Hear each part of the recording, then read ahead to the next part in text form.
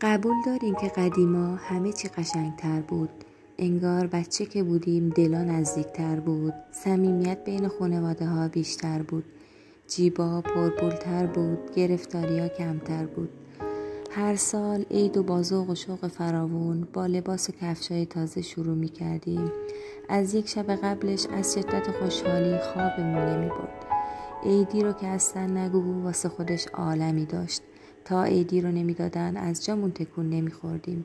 عید که میشد نهار یا شام فامیلا یا دعوت میکردن یا ما دعوتشون میکردیم. خلاصه که خونه های همدیگه بودیم و خیلی خوش میگذشت. ولی الان چی؟ الان هیچی مثل قبل نیست.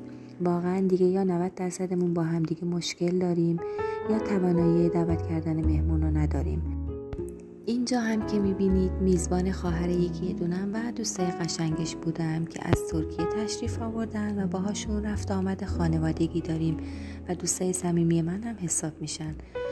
خب بچه ها، امیدوارم از این ولاگ خوشتون اومده باشه و خوشحال میشم مهمون پیج من باشید و پستای قشنگ منو حمایت کنید.